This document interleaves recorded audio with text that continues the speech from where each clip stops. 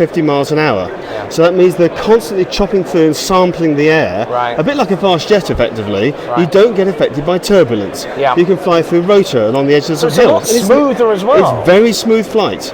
Very smooth. I have to say, you mentioned the question of weather. Now, yes. To be honest, when I've seen autogyros in the past, they tend to be out in the open, and you put on your big flight suits, which I've still got one of mine in the cupboard, and you have to try and stay warm. But you've got a lovely little model out there, which is all enclosed now. Looks a bit like a bullet. I wish I could show you a picture.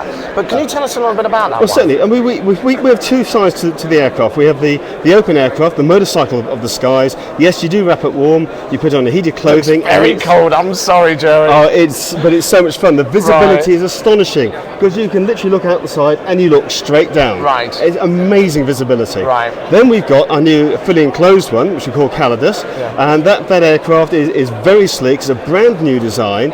We're putting it through the CAA right now. We expect to get approval probably around October. Right. We're sold out until next March anyway here. You're doing very well with that, yeah. Absolutely. That's got a Veer 125 miles an hour.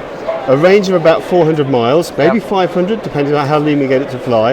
And it's warm, it's got heaters inside. It's just like flying a regular aircraft, except it's got the big fun factor of gyroplanes. Just finally, what about fuel economy out of these? Because I think it's quite low, isn't it? No, it's, well, it depends what you mean by low. It's good. Okay. It's good. What is it?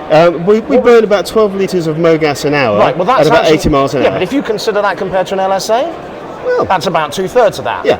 That's pretty good going. It's very good. Jerry, look, I could talk to you for absolutely hours. It's been an absolute pleasure. Thank you very much for joining us. No problem at all. You stay there for a second.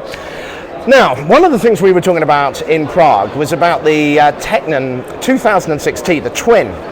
Now, Rob and I walked past it and we wished we'd gone up and had a look at it. Now, we have mixed feelings in the team about this aircraft, and this is what happened when we had a look at it yesterday. We finally found it. The P2006T. Rob and I walked straight past it in Prague, and we loved the look of this, and we didn't actually go and investigate. But Vicky, what? You don't like it? I just don't think it's pretty. You know, aesthetically, not. It's like a small aircraft. It's a twin engine. It's a beautiful piece of kit. No? It's just more this bit. I'm not a massive fan of this bit, but that's, you know, I'm sure it looks pretty inside. We will have a look inside in a second. Rob, why was it you got so excited about this aircraft? I just think it looks great. I think it looks sleek. It looks sexy. It looks economic. I just sold on it. Well, let's find out about the economy side of things, because Walter, who I'm actually going to have to grab over here, is trying to talk to some of his customers. Sorry, Walter. You're from Tecnam. Look, Rob's just mentioned this, the economy of this. Let's not talk about the actual buying price yet. What about the running costs per hour? The running costs, we are talking about 30 litres per hour. So that, 30 euros per hour. It's about 30 euros, and in America that's probably going to be even cheaper, isn't it? Where exactly. You can get the avgas even that. And what about once you consider the fact you've got two engines, because you've got to get them through TBOs, you've got to get them maintained and replaced? Yeah, but I mean it's cheaper than a single engine though. Why? Because I mean you have a Rotax in the light of the aircraft, and the maintenance is cheaper though. But why put a Rotax on a twin-engine aircraft? You know, most people think of a Rotax being a light sport aircraft engine, not something like this. Yeah, but I mean, it's well tested. Now it's changing. You know, the general aviation is changing, and all the LSA are Rotax engine.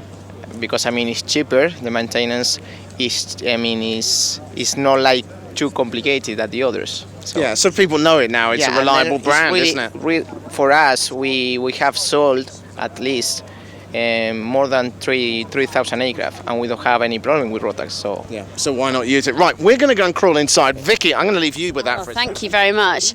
Okay, so I may not be that keen on how it looks, but I can't really say anything about what it could be like to fly. So what I'm going to do is get in here with Rob.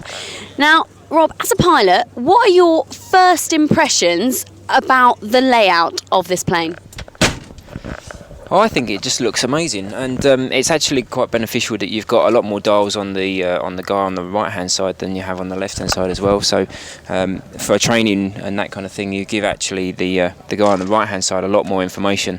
I think everything's well designed, well set out. It's easy, it's quite comfortable to be in, the legs are in a good position, so yeah, I'm very impressed with it, I have to say. Rick, what do you think? Well, let's have a look back here, because Walter's in the back with me right now having a look at this aircraft. Now, okay, I'm not as knowledgeable as old Rob, who's sitting up there in the cockpit at the moment. I like aircraft and the way they look and the way they feel. It is a small aircraft, isn't it? But who